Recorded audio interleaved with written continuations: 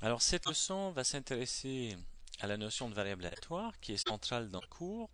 C'est un objet qui apparaît naturellement pour pouvoir travailler avec les chaînes de Markov. C'est supposé connu, donc vous avez la première partie du cours écrit qui fait tout un tas de rappels particuliers sur les variables aléatoires. On va quand même passer un peu de temps ici pour revoir cette notion qui est importante. Donc une variable aléatoire, c'est en réalité plutôt une fonction. Une fonction qui est définie sur un certain ensemble E et dont la valeur pour chacun de ces éléments est toujours entre 0 et 1, puisque ce que l'on manipule des probabilités. L'ensemble E, ben, c'est l'ensemble de toutes les choses que l'on peut observer, les choses qui peuvent se produire. Cela dépend de ce qu'on est en train de faire. Donc vous avez tous probablement travaillé à calculer des probabilités d'obtenir une certaine main au poker, ou la probabilité d'avoir un double 6 en lançant 2 dés. Donc c'est de ça qu'il s'agit. La variable va peut-être ici calculer plutôt le gain qu'on va obtenir en jouant au dé plutôt que la valeur des dés eux-mêmes. Donc c'est une variable, hein. On peut calculer le gain, la probabilité d'un gain de 5 dollars à un jeu. Bon, tout ça dépend de comment l'on mise et puis comment on est rémunéré. Donc c'est une variable aléatoire. On peut y penser de cette-ci. Donc l'ensemble E, c'est former des éléments petits E1, E2, etc., qui sont toutes les choses qu'on peut observer, tout ce qui peut se produire dans le jeu ou dans la situation. Pour nous, ce sera des états de la chaîne. Et puis, bien évidemment, puisqu'on a affaire à des probabilités, la somme des probabilités de chacune de ces choses qui peut se produire doit être égale à 1, hein. C'est un postulat qui est fait au départ pour faire fonctionner la théorie. Si on prend toutes les éventualités, toutes sont probables avec des probabilités différentes et la somme de ces probabilités doit être 1. On est certain qu'il va se passer quelque chose. Une de ces choses qu'on peut observer. Une bonne façon de voir ces ensembles et ces variables et ces probabilités, c'est de manière graphique. Donc, on va placer les éléments de E dans une espèce de grande boîte, l'univers de tout ce qui peut se produire, et on va s'intéresser à un seul ensemble. On va pas s'intéresser à un seul de ces, une seule de ces choses qui peut se produire, on va considérer plutôt un ensemble. Donc l'ensemble, ça va être un critère. On va s'intéresser, par exemple, lorsqu'on lance des dés, à la probabilité d'avoir un double.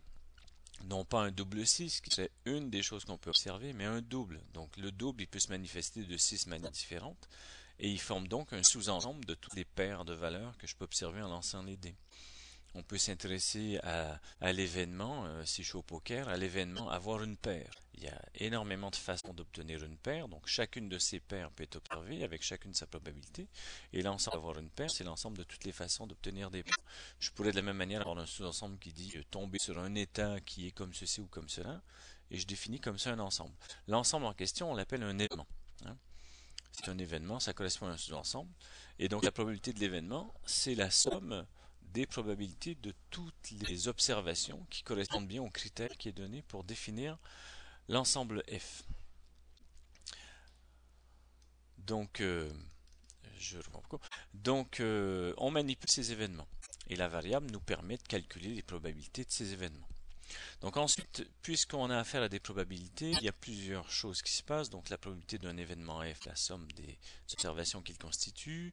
Lorsque je prends deux événements, ces deux événements ne sont pas forcément disjoints. Donc si je pense par exemple à avoir un double au dé, j'ai 6 paires de dés qui font un double, mais si je pense à l'événement avoir une somme des deux dés qui est au moins égale à 5, eh ben ils ne sont pas disjoints parce que si j'ai un double 6, c'est aussi ça satisfait les deux conditions qui définissent les deux ensembles. Donc les deux ensembles ne sont pas disjoints.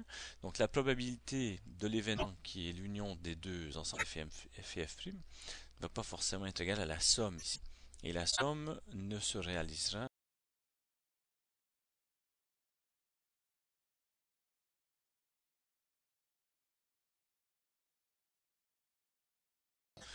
que dans un cas bien particulier.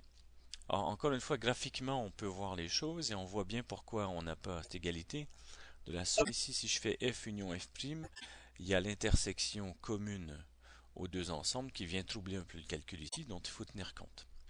Dans certains cas, on peut avoir une somme, cette propriété d'additivité, la probabilité des deux événements, de l'événement F union F', donc avoir un événement ou un autre, ça sera bien la somme des deux probabilités de l'événement F et de l'événement F', exactement lorsque ces deux événements sont disjoints.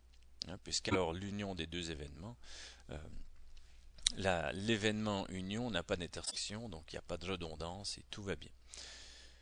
Donc en fait, je vous invite à regarder le cours et puis à réviser cette notion de variable aléatoire. Peut-être ça vaut la peine de faire quelques exercices pour se familiariser avec cette notion qui est centrale chez nous.